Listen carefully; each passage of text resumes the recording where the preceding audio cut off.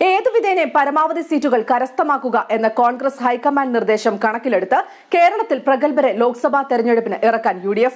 CPM ശക്തി കേന്ദ്രമാണ്, അതുകൊണ്ട് മത്സരം വേണ്ട എന്ന നിലപാട് ഈ തെരഞ്ഞെടുപ്പിന് ഉണ്ടാകില്ല.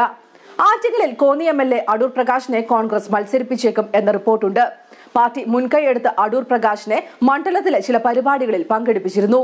തുടർച്ചയായി 2 തവണ മത്സരിച്ച് ജയിച്ച A സമ്പത്തിന് CPM 3ാം തവണയും സീറ്റ് നൽകുമോ എന്ന് വ്യക്തമല്ല. എന്നാൽ മണ്ഡലത്തിൽ എല്ലാവരും അറിയുന്ന നേതാവ് എന്ന നിലയിൽ സമ്പത്തിനെ വീണ്ടും പരിഗണിച്ചേക്കും. മണ്ഡലം ചിറയൻകീഴ് എന്ന പേരിലായിരുന്ന സമയത്ത് UDFനെ പിന്തുണച്ച ചരിത്രമുണ്ട്.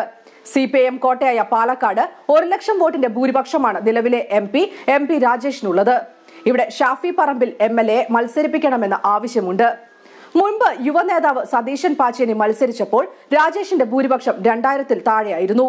CPIMന്റെ മറ്റൊരു ശക്തി കേന്ദ്രമാണ് ആലത്തൂർ.